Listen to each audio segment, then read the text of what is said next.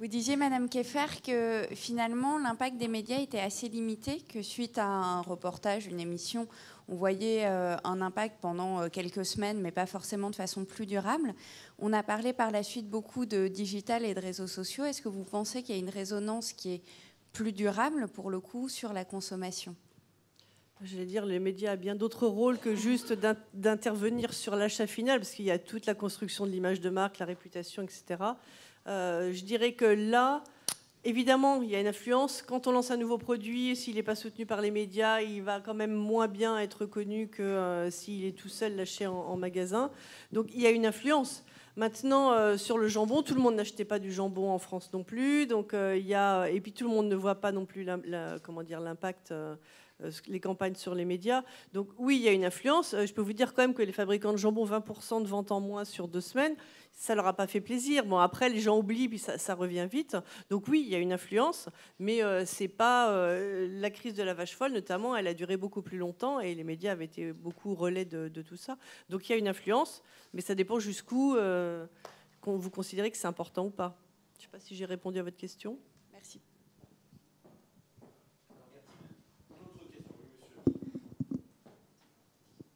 Bonjour, Emmanuel Audouin, responsable innovation Bureau Veritas Agroalimentaire.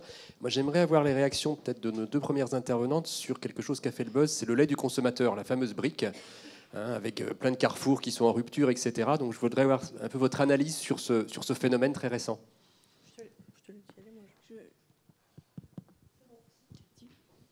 Je pense que c'était très opportuniste, effectivement, de la part de Carrefour de faire ce lancement, suite à effectivement la médiatisation des problèmes rencontrés par Lactalis cet été.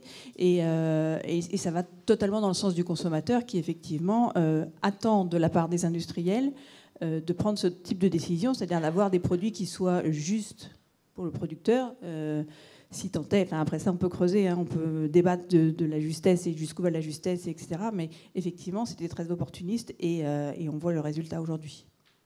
Non, juste pour répondre à votre question, c'est effectivement, j'évoquais tout à l'heure l'idée de personnalisation et le consommateur qui veut qu'on prenne en fait son avis en compte, effectivement. Et on le voit, mais ça peut être Danone qui fait choisir le prochain parfum de la Danette, ou ça peut être M&M's qui propose des choses personnalisées sur ses, etc. C'est vraiment, il y a une proximité, il y a une attente de proximité de la part du consommateur, et je crois qu'il y a une vraie opportunité pour quelle que soit la marque ou quel que soit leur réseau de distribution ou quel que soit d'écouter ça et de mettre en place cette proximité. On en parlera tout à l'heure. Les marques, elles redescendent dans la rue maintenant et elles ouvrent des magasins éphémères ou pas éphémères. Elles veulent parler directement aux consommateurs et effectivement, c'est une façon de le faire et de les intégrer dans cette démarche. C'est l'open innovation. Hein, voilà. Donc on est vraiment là-dedans et il y a une forte demande de la part des consommateurs là-dessus. Y a-t-il d'autres questions? Oui. Oui, donc il se trouve que j'étais mardi à un colloque qui avait exactement le même thème que le vôtre, mais qui ne réunissait pas des marques, mais plutôt des syndicats, des représentants du sucre, de viande, du lait, donc ça ne concernait pas des marques, des chercheurs, des sociologues, et des administrations publiques, ministère de l'Agriculture et autres. Et j'ai pensé surtout avec l'intervention de Freddy Tribune qui disait est-ce que c'est la résonance des médias sur le choix du consommateur ou l'inverse. Et lors de ce colloque, il y a un intervenant qui était de l'administration publique qui avait résumé ses 30 ans de carrière au sein de différents ministères en disant en fait il y a eu 30 ans d'évolution et de grandes étapes. Le discours soit des syndicats, soit des ministères, était leader dans les questions alimentaires, c'est-à-dire que le public le suivait quand il y avait des directives. La deuxième étape, ça a été les crises qui ont été un petit peu évoquées, genre type de la vache folle. Donc là, l'administration a commencé à être contestée. Et ensuite, maintenant, il disait qu'on était dans une époque où il se sentait ballotté. C'est-à-dire que c'était jamais bien, ni trop, ni assez. Donc la question que je posais un petit peu à l'ensemble des intervenants, c'est est-ce que à la fois les médias ou bien les marques se sentent actuellement ballottées? Comment se sentent-elles par rapport aux consommateurs? Puisqu'on voit bien qu'avec le web ou d'autres, quand même, le consommateur, il reprend un petit peu la main. Et voilà, donc je voulais avoir un petit peu l'opinion des intervenants par rapport à cette situation. Peut-être Freddy pour commencer. Alors, vous avez un micro? Oui. Vous m'entendez? Oui. En fait, c'est assez similaire à la question précédente, quelque part, et puis ce qui a été témoigné, quand chef Damien dit que plus il donne la parole à ses clients, plus ils sont impliqués dans le choix de ce qu'ils doivent faire de ces tomates bio et qu'ils choisissent à l'unanimité le carpaccio, c'est du même ressort. Moi, l'analyse en fait que l'on pourrait faire en résumé est la suivante. Il y a la période de la fin des années 90. Avec les crises alimentaires, ESB, listeria, dioxine. Elle a eu un effet majeur, c'est que le début des années 2000 a été amorcé avec un besoin très fort de réassurance sur le contenu de l'assiette. Ça a engendré toutes les initiatives d'État et des filières sur la traçabilité, la sécurité alimentaire, etc.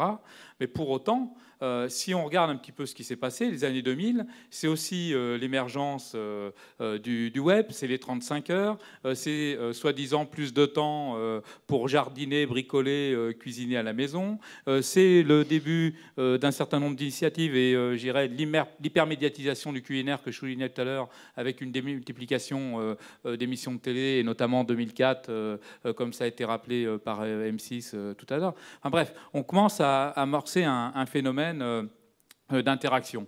En fait, en synthèse de ça, c'est un peu la conclusion que je donnais, c'est-à-dire qu'on voit bien que le consommateur, en attente de transparence, en attente de confiance, valorise la proximité, valorise le local et valorise évidemment les sujets sur lesquels il a son mot à dire. Là, c'est le reflet, les initiatives qui sont dans cette logique de co-création où on donne la possibilité au consommateur ou à l'utilisateur de choisir ou de participer à la définition de ce qui va être mis en place. Ça a un vrai impact. On est passé d'un marketing push à un marketing pull. Plus je suis impliqué, plus je suis concerné, plus je suis en confiance, plus je suis rassuré, etc. Donc il y a une corrélation qui est assez réelle. Et on voit bien, c'est ce que j'ai voulu démontrer, que les technologies aujourd'hui apportent plein de solutions nouvelles pour favoriser ces interactions-là. Et ce n'est pas fini. Une autre question? Oui, monsieur. Oui, Patrick Mazarin, on va œuvrer dans l'industrie agroalimentaire. Bonjour, et aussi bien dans le frais qu'aujourd'hui dans la pertisée. J'ai juste un souci avec les médias par rapport au food bashing qu'on a actuellement, dont vous faites le relais.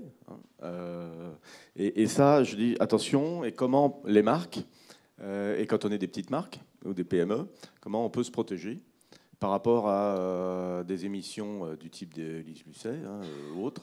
Alors bon, ça c'était vraiment un gros pavé dans la mare, mais en même temps, moi j'ai une famille d'arrière-grand-père et de grand-père et autres charcutiers. Alors d'accord, ils utilisaient tous du sel nitrité, parce que le jour où ils n'en utilisaient pas, ils avaient un jambon qui n'était pas vendable, parce qu'à l'époque, ils fabriquaient tout. Donc, quand j'étais petit, on faisait le pâté avec ma grand-mère. Donc aujourd'hui, moi je suis aussi fabricant de terrine. Là, je lance des produits en gibier 100% français. Il n'y en aura nulle part ailleurs parce que tout arrive de l'étranger, parce que c'est moins cher. Quand on est sur les problématiques qu'on a vécues avec la viande de cheval, on sait d'où ça vient. On sait d'où ça vient, puisque ça vient du fait que systématiquement, on nous rafle les marges et qu'à force de faire baisser les prix des produits, on a des gens qui se laissent avoir par le fait d'acheter des matières premières qui ne sont pas de qualité. Voilà, et donc on va forcément dans le mur. Maintenant, on a les médias. Comment peut-on les utiliser? Comment peut-on nourrir une réflexion qui amène un autre débat aux consommateurs? Oui, on va chercher à être plus naturel, et tout le monde fait super attention. J'ai travaillé dans des boîtes de charcuterie très grandes dont Freddy a parlé tout à l'heure, où il y a eu 3 ans de travail pour réussir à faire des bouillons sans saleté dedans. On avait un grand chef étoilé qui nous disait « sortez toute l'armoire à pharmacie, virez-moi tout ça ». Et en même temps, on a réussi, et c'est 3 ans de boulot. Donc tout ça, on le perd dans les médias, et je crois qu'il y a un travail à mener. J'aimerais avoir votre avis ou vos conseils auprès des marques pour pouvoir mieux travailler l'aspect médiatique pour exprimer autre chose que du food bashing, quoi. Alors, communication, effectivement, transparence peut-être, faire découvrir les arrières-cuisines, c'est le cas de le dire, justement, c'est peut-être ça la solution. Je ne sais pas, Karine, je vois que vous avez pris le micro. Alors. Oui, je prends le micro parce qu'effectivement, je me sens un petit peu concernée. Après l'émission, effectivement, d'Élise Lucet, qui fait beaucoup de bruit, etc., ou les émissions qu'on retrouve sur France 5 le dimanche soir, on est très dans la transparence. Ça, il n'y a que le service public qui peut se le permettre, entre guillemets, ou en tout cas, c'est sa vocation. Sur les chaînes privées comme M6 ou TF1, on n'ira jamais sur ce type de révélation un petit peu scandaleuse, mais c'est ce qui fait aussi le succès de ces émissions. Maintenant, on est là aussi pour accompagner les marques, et je pense à un annonceur qui est l'annonceur Ferrero, qui a eu, avec le Nutella et l'huile de palme, beaucoup de problèmes également ces dernières années. Et effectivement, ils ont choisi de faire, entre guillemets, le discours de la transparence, de communiquer justement de manière très forte sur ce point qui était vécu comme quelque chose de très négatif pour la marque, et de le transformer en quelque chose, en une action de communication. Et c'est là où les médias ou les chaînes de télévision qui ont une puissance de frappe qui est aujourd'hui très forte peut accompagner les marques pour délivrer un message de transparence, parce que oui, aujourd'hui, je pense qu'il faut être ultra transparent dans ce qu'on raconte aux consommateurs. Voilà, donc on peut vous accompagner là-dessus pour vous aider à délivrer le message que vous le souhaitez, et vous accompagner là-dedans. Alors, tout à fait, oui. Après, le problème, c'est qu'effectivement, Ferrero a une puissance qu'une PME ne doit pas forcément avoir en termes de budget de communication, d'investissement. Après, j'imagine que ça se joue aussi à ce niveau-là, non ? Oui, il y a énormément de gens qui travaillent, qui vont aussi avec le cercle culinaire contemporain ou avec d'autres pour aller améliorer les recettes, pour travailler sur le fond, et qui aujourd'hui sortent des produits de grande qualité. Donc il faut faire attention, parce qu'on a l'impression que tout est mauvais. Bon, et il y a quand même un travail de fond qui est mené par tous ceux qui veulent durer demain sur le fait de travailler les produits industriels. Et un produit industriel, forcément, il a aussi parfois des nécessités d'ajout, même si on veut être dans le clean partout. Être le plus propre. Oui, oui, non, mais je suis tout à fait d'accord avec vous. D'ailleurs, c'est pas pour rien qu'aujourd'hui, les 3/4 de la croissance des produits alimentaires viennent de PME, justement. Donc, je pense que les consommateurs cherchent aussi ces produits-là, la distribution aussi. Et je peux vous dire que les multinationales et les grands industriels, ils ont une trouille bleue qu'il y ait une cata qui soit dévoilée comme ça à gauche à droite. Donc ils sont eux-mêmes en interne de plus en plus à la recherche d'une pureté, si je puis dire, de ce qu'ils font. Mais la rentabilité économique, elle est toujours là. Donc l'équation magique, et les consommateurs, c'est pareil. Ils veulent acheter le truc le moins cher, puis après on leur dit, mais vous savez que dans ce que vous achetez le moins cher, il y a des trucs qui sont pas top. Oh ben ça je savais pas, on m'aurait menti. Enfin, je veux dire, il y a un moment, c'est de la schizophrénie là, donc on peut pas acheter toujours le moins cher. Et en plus c'est bien, donc il y a, je dirais, des éléments positifs. Il y a de plus en plus de produits bio, de produits locaux, les consommateurs qui achètent tout ça. Donc pour moi ça va dans le bon sens. Et juste, Isabelle, après, le surcoût, justement, quel est-il ? Est-ce qu'on le connaît pour des produits bio à peu près ? C'est quoi ? L'écart de prix. Oui, c'est variable, ça dépend des marques, oui. Mais je dirais ça peut être de 15 à 30%. D'accord. Mais dépend à quoi on se compare aussi. Oui. Okay. Moi, je voudrais juste ajouter deux exemples. Au moment de l'ESB qu'on évoquait tout à l'heure, celui qui s'en est le mieux sorti, c'est McDonald's, alors qu'en faisant une très grande campagne en disant c'est 100% français, c'est 100% du muscle qu'on utilise. Et pourtant, l'image de McDonald's n'était pas forcément super bonne à l'époque. Et puis, revenir sur effectivement un autre exemple, c'est le bio. Le problème de la crise concombre était en fait des graines germées bio, et il y a quand même eu 3 morts en Allemagne avec cette crise-là, qui a complètement détruit la filière concombre, parce qui a été au départ incriminée, et c'était pas elle. Le bio s'en est très bien sorti, et plus récemment, l'abattoir bio a eu aucun impact sur la consommation bio en France. Donc il y a un moment donné où on peut effectivement, parce que le bio a fait un travail sans doute au départ de communication, et que là, le problème de l'abattoir bio, c'est un problème humain et non pas lié au bio. Ça aurait pu. La filière bio, si un jour il y a un gros scandale sur des gens qui vendent du bio qui ne sont pas vraiment bio ou qui ont des mauvaises... Ça pourrait... Enfin, ils ont une épée de Damoclès sur leur tête, forcément. Oui. Oui. On est d'accord, mais aujourd'hui, la communication qu'ils font les protège. Voilà, donc c'est une histoire de gestion de crise aussi et de transparence, certainement. Moi, je crois aussi que les médias sont aussi un garde-fou. Heureusement qu'ils sont là dans des émissions à scandale, même si c'est un peu outré comme propos. Hein. Mais et c'est vrai qu'il y a des, mais heureusement qu'ils sont là aussi pour médiatiser, parce que et moi je me balade beaucoup dans l'industrie agroalimentaire et c'est vrai que tout le monde fait des efforts vraiment, et on le voit. Mais il y a encore d'énormes progrès à faire. Alors et c'est peut-être les filières en amont d'ailleurs. Je pense que le porc français, il peut être largement amélioré. L'agriculture française, on est loin du compte. Hein. Moi, j'ai mon frère qui vient d'acheter une vigne à Bordeaux. Je ne vais pas vous raconter comment il a reçu des jus de raisin. C'est un scandale, d'accord ? Je ne vous dis pas comment on fait du vin à Bordeaux parce que c'est un pur scandale. Donc, l'agroalimentaire fait des efforts. Les filières en amont commencent à faire des efforts, mais il y a encore d'énormes progrès. Et moi, je dis heureusement qu'il y a les médias, même avec leur côté scandale, etc., à 2 balles. Mais heureusement qu'ils sont là, parce que sinon, on serait dans un laisser-aller et ça serait vraiment très, très grave. Donc, c'est bien qu'il y ait des garde-fous. Et moi, j'aime bien les médias en garde-fous, même si je suis d'accord, c'est pas des émissions que je regarde a priori. Mais moi, j'ai participé à 2 émissions un peu à scandale, entre guillemets, sur les nuggets et sur le steak haché, en tant que chef. J'ai refait un nuggets et un steak haché industriel. Et mon discours, il a été de dire... Bah, effectivement, quand vous payez un steak haché à, je sais pas, 2 € le kilo, il faut s'attendre qu'il y ait une base de préparation de protéines, etc., pour gonfler en eau, etc. Et moi je pense qu'il y a malheureusement un public qui n'a pas les moyens de s'acheter des steaks hachés tradition bouchère et qui va s'acheter des steaks hachés pour toute la famille à 5 € les... Ou je ne sais même pas le prix, je ne sais pas malheureusement. Enfin, heureusement, 3 € les 10 ou les 20.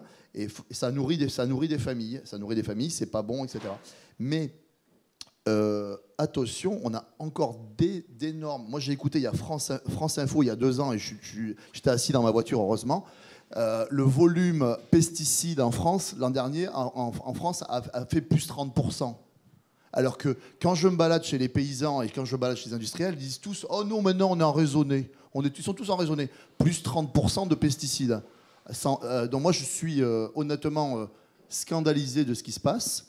Alors le bio, ça nous fait plaisir parce qu'on se dit « Ouais, c'est bien, on va vers le bio », donc ça rachète notre bonne conscience. Mais au final, si on regarde la part de marché, ça reste quand même un petit peu infime. Et...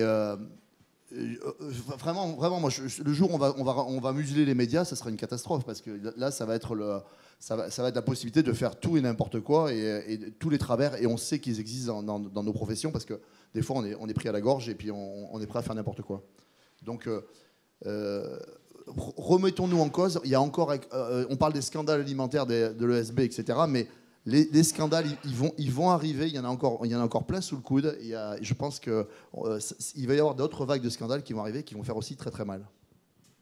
Je vois que le sujet des médias, de l'influence des médias, plaît beaucoup, ce volet, apparemment. Alors, est-ce qu'il y a peut-être encore une question sur le sujet, ou parce qu'il y a d'autres choses qui ont été abordées, hein, les tendances de consommation. Alors, là, on vient de parler un peu du bio. Merci.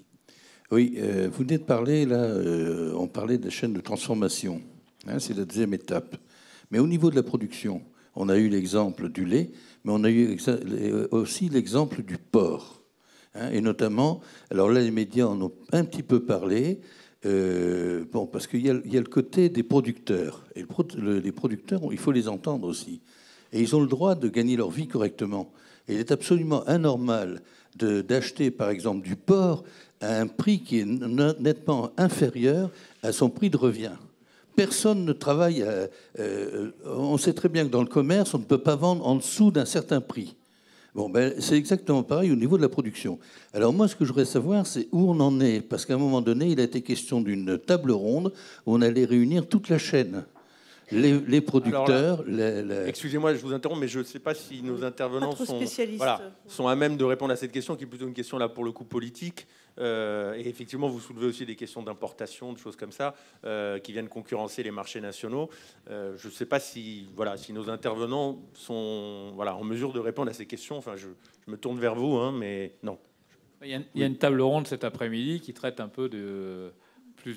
On parlera des filières, voilà. On parlera filières cet après-midi, voilà. Donc, gardez votre question en tête. Vous pourrez peut-être la poser effectivement cet après-midi. D'accord. Y a-t-il une autre question? Non. Alors moi, je voulais quand même vous poser quelques questions. Alors j'en avais gardé quelques-unes.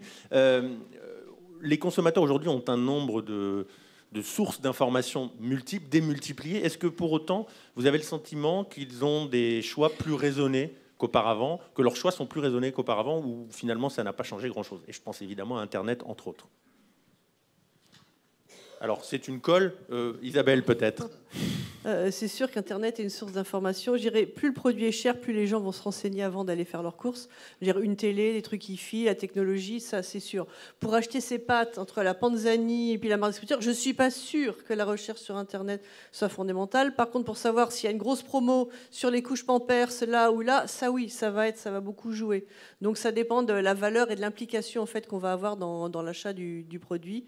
Et donc ça peut être très influençant. Et après, beaucoup de choses se décident en magasin. Voilà, on a écrit sur sa liste ouais. Des pâtes, du fromage, machin, et puis c'est devant le rayon, tiens, je vais prendre celui-là ou celui-ci. Donc je dirais que... Et c'est vrai, il y a plein d'études qui disent les gens dans les magasins, ils regardent leur mobile avant d'acheter. 40%, je sais pas quoi.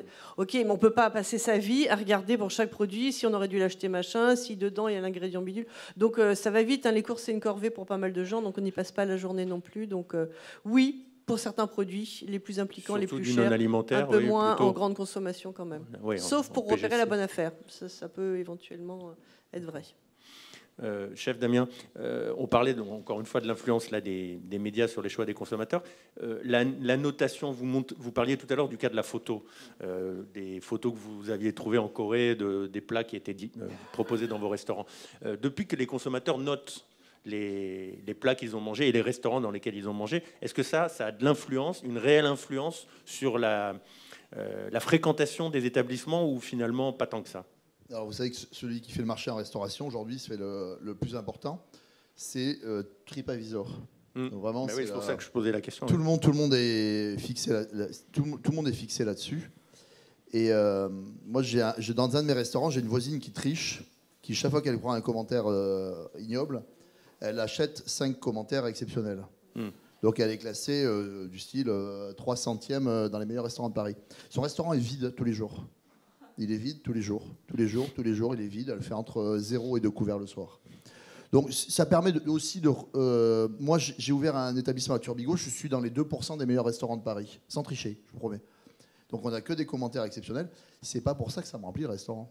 Parce que l'emplacement que j'ai choisi à midi, il est plutôt moyen. Donc à midi, j'ai plutôt un restaurant qui est moyennement vide. Et le soir, j'ai un restaurant qui est plutôt plein.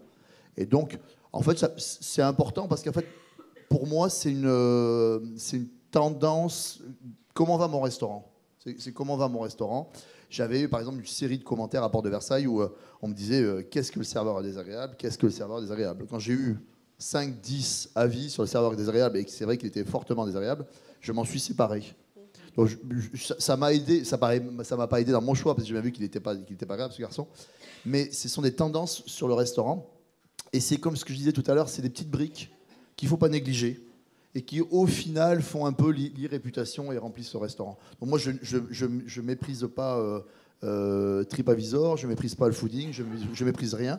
Et petit à petit, les petites briques vont faire que ça va être un succès commercial dans mon restaurant.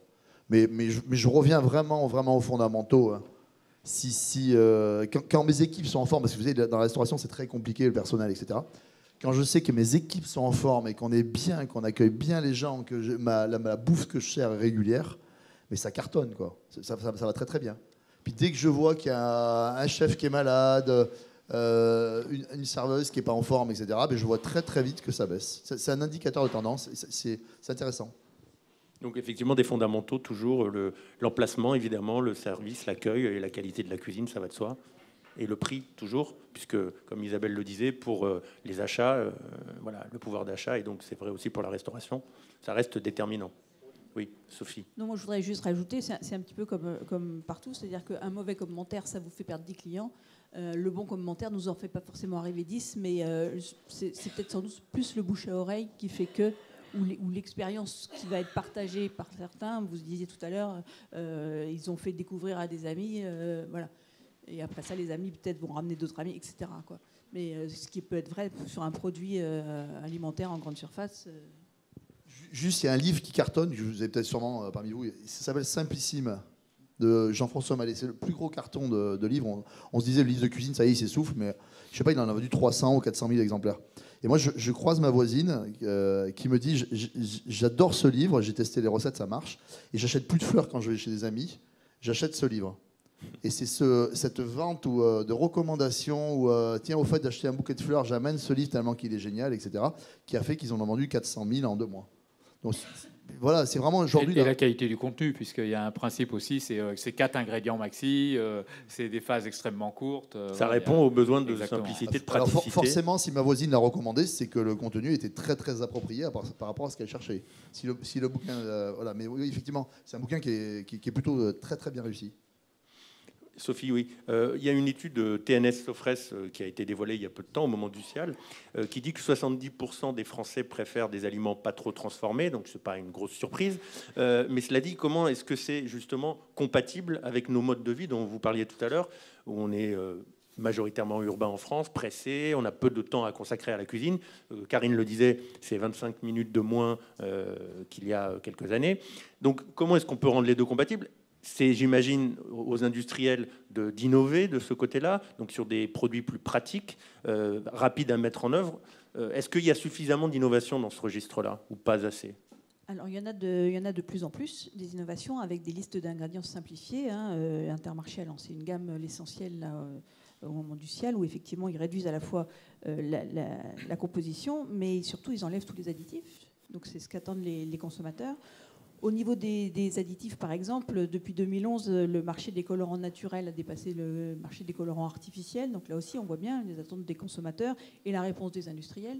Donc effectivement, on va vers cette simplification. Ce que je disais tout à l'heure, les gens attendent d'avoir des produits tout faits parce qu'effectivement, on n'a plus le temps ou on ne veut plus le prendre. Mais fait comme s'ils l'avaient fait chez eux à la maison. On va prendre l'exemple de Bonne Maman, qui est effectivement fait avec des ingrédients simples et surtout qui met la recette donc sur la mousse au chocolat ou sur un gâteau ou sur quoi que ce soit, un financier, mettons. Vous avez la recette au dos aussi. Donc effectivement, vous pouvez le refaire chez vous, c'est simple et on a pris que de la farine, des œufs, du beurre, bref. C'est aussi une façon de montrer une certaine transparence. Tout à fait. Oui, je dirais Isabelle. que ça c'est tout à fait vrai. N'empêche que si je vous demande quelle est la catégorie de produits alimentaires qui a le plus progressé sur les 10 dernières années, et c'est toujours eux qui sont en tête, Les soft drinks, non ? Non, les plats cuisinés, ah oui. frais. D'accord. C'est une croissance à 2 chiffres depuis 10 ans. Ça se développe, ça développe. Donc il y a à la fois peut-être, oui, les gens vous disent je veux des produits, en même temps, acheter le truc vite fait. Il y a des tendances qui sont le consommateur parallèles, est contradictoire. et ça dépend du moment où il va vouloir faire la cuisine ou pas. Mais Sophie, et après chef Damien. Oui. Non, juste pour répondre, les plats cuisinés effectivement progressent, mais avec de moins en moins d'ingrédients. Enfin, Marie dit des ingrédients comme à la maison sur ses packs. Non, mais j'ai cru que la question d'Olivier, c'était je veux acheter des produits non transformés, donc séparés pour moi des ingrédients simples, un steak haché et pas inassemblé. Voilà. Donc c'est. Oui. Non, moi, j'ai une analyse au risque de vous choquer. Allez-y, choqué. Je vais vous choquer parce que depuis quelques années, moi, je pense que la cuisine, c'est un peu comme le sexe. Plus on en parle, moins on en fait. Et moi, cette hyper-médiatisation de la cuisine, elle m'inquiète. Sincèrement, elle m'inquiète. Parce que ça a un côté valeur de crise refuge et valeur de crise. Et en fait, c'est très fantasmé. Moi, quand je discute avec des gens, ils disent « Ouais, ma grand-mère, etc. » Mais je suis persuadé que sa grand-mère, elle cuisinait mal. Moi, ma grand-mère, elle cuisinait très très mal, c'est une catastrophe. Et franchement, les plats de ma grand-mère, même si j'aimais beaucoup ma grand-mère, c'était pas forcément des plats formidables. Et donc ce côté fantasmé, ce côté refuge à la famille, avoir le temps de cuisiner des produits bruts, etc., il est totalement contredit par des études de l'agroalimentaire qui montrent que l'agroalimentaire progresse, va très très bien. Donc il y a ce côté... l'agroalimentaire progresse, on a des vies plus compliquées, on a moins de temps pour cuisiner, etc. On est plus urbain, etc. On fantasme le marché, on fantasme le jardin du grand-père, etc. Mais au final, on consomme de plus en plus d'agroalimentaire. Donc cette passion pour la cuisine, pour moi, est un petit peu malsaine. Parce qu'en fait, dans ces émissions, on n'apprend pas grand-chose. Hein. C'est plus des émissions de télé-réalité où on voit évoluer des personnalités, un noir, un blanc, etc., etc. Et au final, le temps d'apprentissage, parce que moi je suis prof de cuisine, il est très très court. Hein. Moi, mes élèves, je leur dis, je suis encore prof aussi, je lui dis, mais t'as appris quoi de telle émission? Le gamin, il est resté 1h30, je lui dis, t'as appris quoi? Ils sont à 95% incapables de me citer un tour de main qu'ils ont pu apprendre dans l'émission, parce ils ont vu des choses, mais comme le cerveau s'est vidé entre-temps, il n'y a plus rien. Et du coup, cette valeur refuge fantasmée, totalement fantasmée de la cuisine, moi, elle ne me fait pas plaisir. Elle me fait... c'est un peu trop survendu. Et chaque fois que je monte dans un chauffeur de taxi, il me dit « Ah, vous êtes chef, vous avez de la chance ». Quand je discute avec un homme politique, « Ah, vous êtes chef, j'ai de la chance ». Mais en fait, je reste un artisan. Je reste un artisan passionné par mon métier. Je fais à bouffer, je fais à manger. Et je pense que c'est un soufflet qui risque de retomber un petit peu quand même. Karine, vous vouliez répondre. Alors, vous aviez dit que c'était des émissions de divertissement. Oui, alors c'est des émissions de divertissement. Donc, je comprends votre point de vue qui est un petit peu frustrant pour un professionnel, un chef comme vous, mais ça reste des émissions de divertissement et on a prouvé que ces émissions faisaient vendre des produits industriels. Donc quand vous regardez Le Meilleur Pâtissier comme hier soir et que vous voyez des superbes gâteaux que effectivement les gens ne vont pas du tout reproduire chez eux parce qu'ils ne sont pas capables de le faire, en tout cas, ça vous donne envie de manger du chocolat ou des barres chocolatées ou des gâteaux ou des produits sucrés. Quand vous regardez Top Chef, ça va vous donner envie d'acheter la publicité de Fleury Michon ou de Marie pour un plat industriel. Ça, on l'a prouvé. Donc au final, effectivement, c'est peut-être frustrant pour vous parce que effectivement, les gens ne se mettent pas plus à cuisiner, mais en tout cas, ça valorise aussi le savoir-faire de nos industriels et donc d'un point de vue publicitaire, tout le monde est gagnant. Ah oui, Sophie. Oui, c'est la question que j'allais vous poser. Est-ce que finalement, ça donne quand même envie aux Français de recuisiner? Là encore, on parlait d'ingrédients bruts, etc. ou pas? Moi, je suis persuadée, c'était votre théorie, Sophie, je suis persuadée qu'il y a deux moments. Il y a le moment de la semaine, comme vous l'expliquez, où effectivement, on est tous pressés. C'est qu'est-ce que je vais donner à manger ce soir à ma famille, parce qu'il faut que ce soit rapide, parce qu'il faut que ce soit simple et que je gagne du temps. Et puis, il y a le moment plaisir, certainement le week-end, quand on reçoit des amis, où là, oui, on prend du temps, où là, oui, on va acheter des produits frais. Donc, je pense qu'il y a deux types de consommation alimentaire en France. Et effectivement, ces émissions qui restent du divertissement, elles ne vont pas révolutionner notre façon de nous nourrir au quotidien. En revanche, elles vont peut-être donner plus envie de faire un gâteau soi-même quand on reçoit la famille le dimanche. Donc pour moi, il y a deux façons de se nourrir en France. Oui, moi, je compléterais avec une anecdote personnelle. Ma fille, qui a 13 ans, est fan de Top Chef. Et avec ses copines, le mercredi, elles se font des défis de cuisine. Voilà. Et puis, elles utilisent les mots dressage, revisiter, des mots qu'on entend pendant ces émissions. Donc voilà, elles ne les ont pas inventés. Donc et en même temps, le reste de la semaine, elles vont manger des Kinder. Elle me dit, papa, achète-moi des plats cuisinés pour manger le mercredi, parfois, quand elle n'a pas le temps entre deux cours, etc. Voilà. Bon. Oui, Sophie. Oui, moi, je voulais effectivement redire ça, cette polarisation entre ces deux cuisines. Ce qui me semble important dans ces émissions, c'est que ça donne effectivement le goût des... Ça explique quand même qu'il y a des bonnes choses, le goût des bonnes choses. Oui. Et effectivement, du coup, on va avoir cette demande de la part des consommateurs auprès des industriels pour avoir ces produits avec des ingrédients de meilleure qualité, des ingrédients plus simples, etc. Ce qu'on va noter aussi, de plus en plus, c'est la part des restaurants que je vais faire livrer chez moi. Donc, et ça qui est en forte progression, on le voit aujourd'hui, l'explosion, avec même des restaurants qui deviennent virtuels et simplement ils font la cuisine et la font livrer, il n'y a plus de couverts, plus de salles de restaurants. Et ça, effectivement, ça va aussi avec le fait qu'on a besoin d'avoir une cuisine de plus en plus, entre guillemets, hors domicile, qui sera quand même à domicile, mais qui sera plus préparée ici à la maison. Donc, tout ça, ça peut être aussi, donc, ou même le street food, ou même toutes ces nouvelles modes d'achat de produits qui vont avec une demande de produits de qualité, mais plus fait par soi-même. Voilà. Oui, vous vouliez réagir? Alors, j'avais une autre question pour vous, Sophie. Alors, il y a une tendance dont on a un petit peu parlé, c'est la tendance au développement des produits locaux, à l'appétit pour les produits locaux. À quoi ça correspond? Qu'est-ce qui est sous-jacent? Quelle est la motivation d'achat pour des produits locaux? Donc là, ou les motivations, puis il peut y en avoir plusieurs. Oui, parce qu'en fait, c'est vraiment venu au départ, le locavorisme, ça nous est venu des États-Unis, c'était 2005, 2004, 2005, où là, c'était vraiment, je mange à 100 miles de chez moi, que des produits qui viennent à 100 miles de chez moi pour réduire les émissions de gaz liées au transport. Donc c'était une motivation développement durable à l'origine. Écologique, développement durable très forte. Et effectivement, crise économique. Donc là, c'est j'achète local pour la défense des petits producteurs, pour les emplois, pour etc. On l'a très bien vu. On a vu même des produits marqués bons pour les emplois sur le packaging. Des exemples comme ça. Et puis, avec les crises sanitaires, c'est vraiment maintenant, je veux savoir l'origine parce que ça me rassure. Et il y a vraiment un gap en France très fort entre la sécurité alimentaire. Il y a un tableau comme ça qui vous montre que la France était le 2e pays le plus sûr au terme d'alimentation au monde. Par contre, vous avez 59% des Français qui sont persuadés que ce qu'ils mangent est mauvais pour leur santé. Donc, ça monte, et c'est un chiffre en progression forte, malheureusement. Donc, un gap énorme entre la réalité et effectivement le perçu. Et le besoin de se rassurer à ce niveau-là va sur le local, va sur à la fois le local très proche, mais aussi l'origine. Voilà. Si mes pâtes, elles sont faites en Italie avec du blé italien, après tout, les Italiens, c'est ceux qui font mieux les pâtes, ça me va. Mais, donc c'est un peu moins local que si, oui, que si c'était du blé français ou autre. C'est de l'origine. Mais c'est de l'origine. Voilà, je veux savoir d'où ça vient. Ok. Quelqu'un veut ajouter quelque chose? Oui, Frédéric. Oui, juste signifier, ça va dans le même sens, que c'est le syndrome du politique.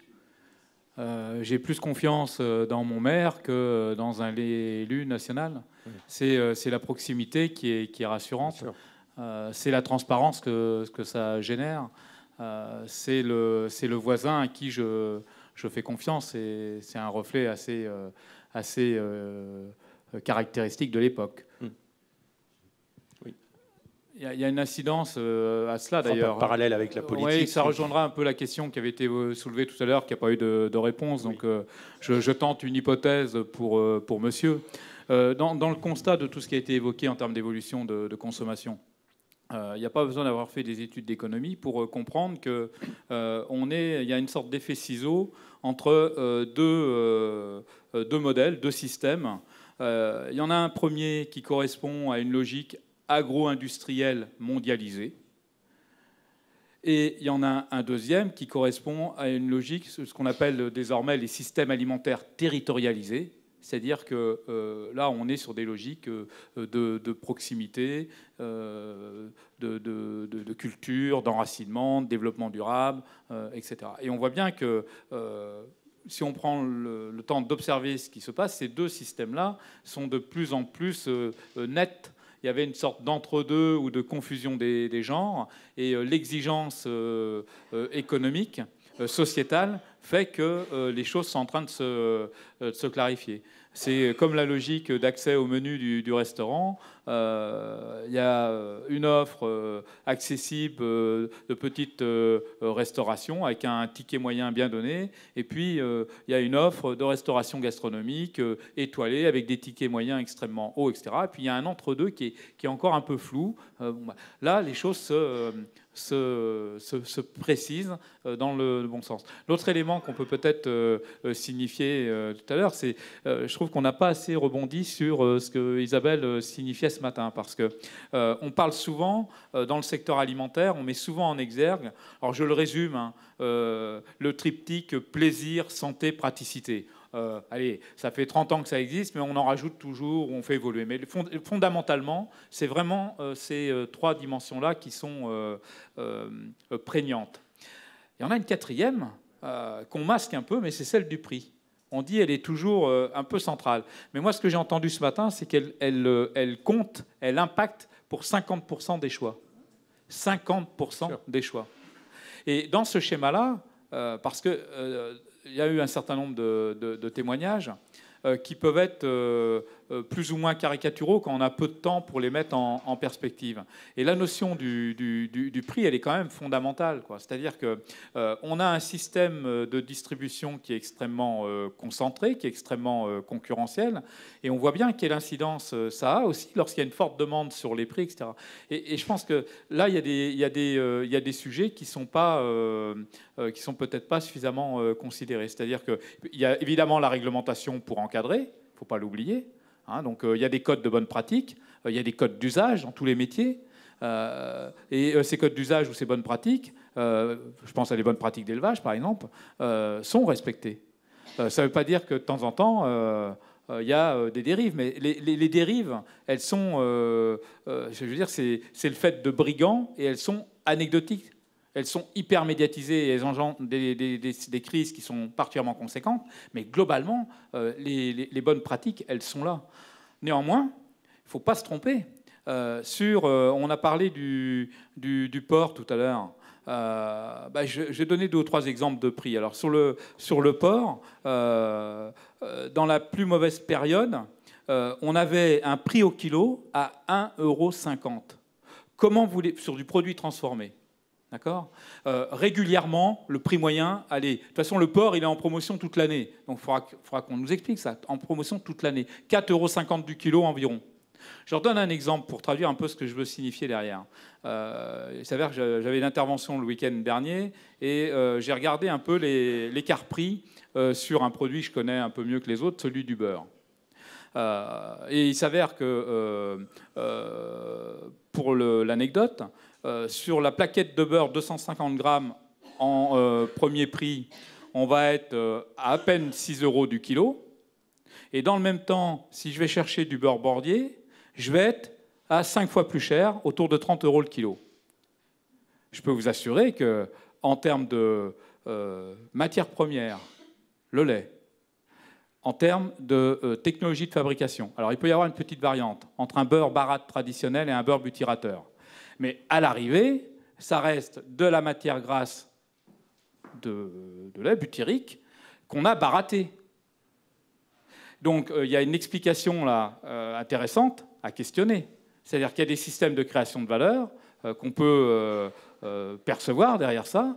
Et on voit bien qu'il y a un effet de marque. Il y a un effet de marque. Toujours une marque mais quand même, qui valorise. 6 fois plus cher, de 6 à 30 € le kilo.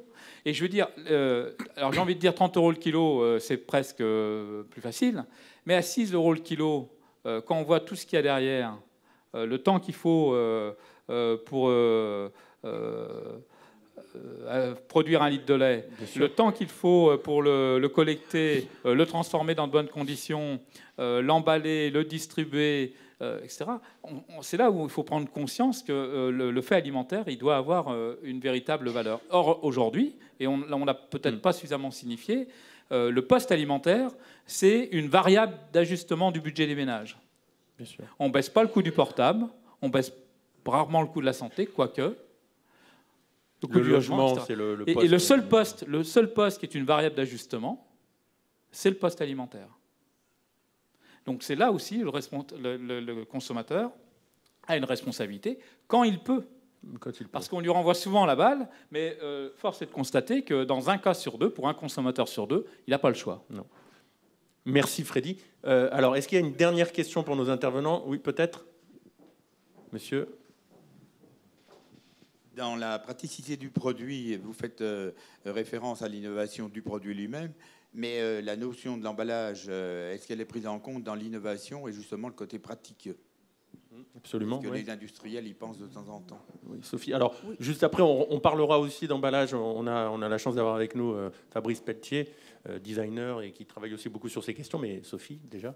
Oui, alors l'emballage, c'est la première chose que le consommateur va prendre en main, finalement, bien avant le produit. Donc, effectivement, quand on parle de praticité, c'est praticité de distribution, c'est-à-dire où est-ce que je trouve un produit facile à trouver, à transporter, à stocker, à utiliser, donc à ouvrir, à refermer peut-être aussi, et puis ensuite à préparer et à consommer et à recycler. Donc effectivement, la praticité, elle va englober l'emballage peut-être au premier chef, avant que ce soit le produit en lui-même qui soit pratique. C'est-à-dire qu'un produit pratique, ça va être un produit que je peux emmener dans mon sac, que je peux refermer, etc. La canette qui va se refermer ou des choses comme ça. Donc vraiment beaucoup l'emballage, bien sûr, sur la praticité. Et d'ailleurs, il y a eu pas mal de choses essayées, parfois assez intéressantes d'ailleurs, pour refermer des paquets de pâtes, des paquets de céréales, des bouteilles compactables. Enfin, il y a eu un certain nombre de choses. Les pouches en plastique qui tiennent debout, voilà. Beaucoup de choses pour le stockage aussi. Qui ont été plutôt convaincantes. Ok, merci. Je crois qu'on peut remercier nos intervenants.